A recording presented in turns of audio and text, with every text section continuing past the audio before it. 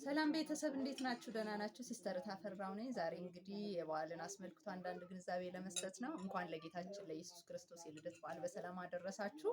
ምንድነው ግንዛቤው? እንግዲህ በአመጋገብ ዙሪያ ላይ እና በምንጠጣው ነገሮች ላይ ነው። እንግዲህ ምንድነው አመጋገብ ስንል አብዛኛው ህብረተሰብ ያው በጾም የቆየ ስለሆነ እንግዲህ ሲመገብ ምግብ በሚመገብበት ሰዓት ቶሎ ብሎ ወደ ስጋ መሄድ የለበትም። በሚመገብበት ሰዓት ምንድነው ማድረግ ያለበት?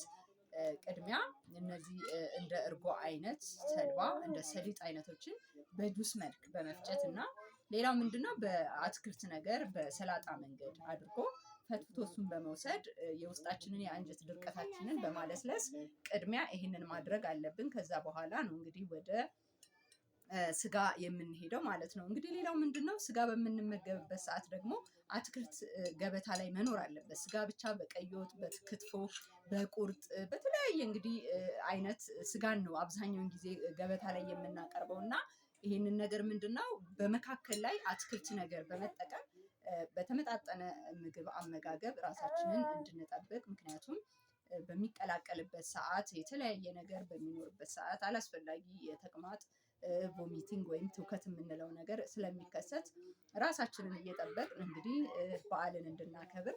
ሌላው ምንድነው እንግዲህ ይሄ ቁርጥ ስጋ አብዛኛው ሰው አሁን ቁርጥ ስጋ ይመገባል ማለት ነው በዓልን አስመልክቶ። ስለዚህ ቁርጥ በምንመገብበት ሰዓት ለብ ለብ ወይም ጠበስ ጠበስ አድርገን በአዋዜ ብንጠቀም የተሻለ ነው። ምክንያቱም እነዚህ የኮሶ ህመሞችና እንግዲህ አላስፈላጊ ባክቴሪያ በውስጣችን በሚገቡበት ሰዓት ሌላ ችግር ስለሚፈጠር ይሄንን ከግምት በማስገባት ራሳችንን መጠበቅ ይኖርብናል።